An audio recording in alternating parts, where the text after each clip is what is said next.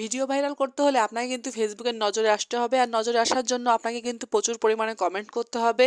Comment করলে কিন্তু আপনি প্রচুর পরিমাণে লোকের কাছে আপনার পেজটা কিন্তু পৌঁছাবে, আর তারা কিন্তু আপনার সহজেই আপনার পেজে যে আপনার ভিডিওগুলো দেখতে পারবে। আর যদি আপনার ভিডিওর কোয়ালিটি ভালো হয় তাহলে কিন্তু অবশ্যই তারা ফলো দিবে এবং আপনার লাইক কমেন্ট করবে।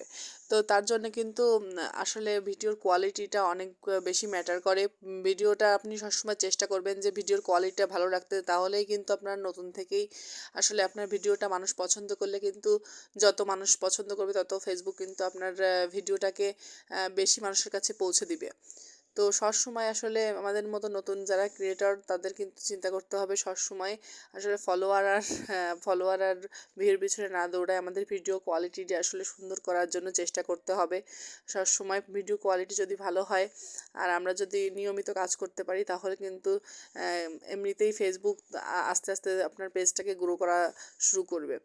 তো আমাদের সবসময় চেষ্টা করতে হবে যে কোয়ালিটিফুল কন্টেন্ট তৈরি করার এবং অ্যাক্টিভ থাকার পেজে, যাতে সবসময় ফেসবুক বুঝতে পারে যে না, এ প্রপারলি কাজটা করতেছে। তারপরে আরও কিছু আমাদের নতুনদের কিছু ভুল আছে, যেগুলো হচ্ছে আমরা প্রথমেই একটা পেজ খোলার পরে আমরা আসলে প্রথম অবস্থাতেই আমাদের যারা আছে আমাদের ফ্রেন্ড লিস্টে, মানে আমাদের প্রোফাইলের ফ্রেন্ড লিস্টে, আমরা তাদেরকে অনেক সময় আমরা ইনভাইটেশন পাঠিয়ে দিই। তো আমার মনে হয় এটা খুবই একটা খারাপ জিনিস। আসলে আমাদের আইডিতে যারা থাকে আমাদের ফ্রেন্ড লিস্টে, তারা কিন্তু আসলে আমাদের সাথে কথা বলার জন্য আসলে বা আড্ডা দেওয়ার জন্যই থাকে, তারা কিন্তু তোমার ভিডিওটা দেখার জন্য থাকে না। তো সেজন্য তাদেরকে ইনভাইটেশন পাঠিয়ে আমার মনে হয় না খুব একটা লাভ হয়। আর তাছাড়া উল্টে আরও আমার মনে হয় যে কি আমাদের যারা পরিচিত বা আত্মীয় স্বজন আছে, কিছু মানুষ আছে যারা দেখবেন যে আপনজনরাই কিন্তু মানুষের ভালো দেখতে পারে না।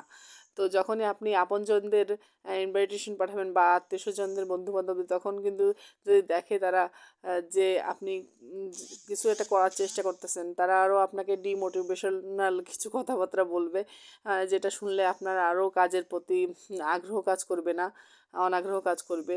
তো আমার মনে হয় যে নতুন পেজ খুললে কোনো মতে আপনারা এই কাজটা করবেন না যে আমার ফ্রেন্ড লিস্টের সবাইকে আমি এখানে অ্যাড করব।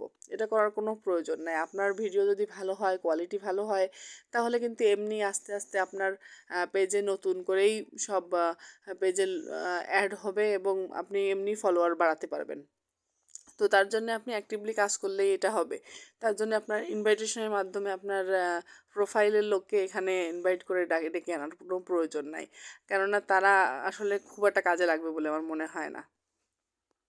আরও একটা বড় ভুল আছে আমাদের নতুনদের, সেটা হচ্ছে যে আমরা নতুন পেজ খোলার পরে কমেন্ট বক্সে যে মানুষের একটা সুন্দর গঠনমূলক কমেন্টের পরিবর্তে আমরা অন্যকে বলে আসি আমি আপনার পাশে আছি, আমি আপনাকে সাপোর্ট করেছি, আপনি আমাকে সাপোর্ট করেন, হ্যাঁ ফলো দিয়েছি, ফলো ব্যাক করেন, হ্যাঁ এই জাতীয় কথাবার্তা আসলে বলে থাকে।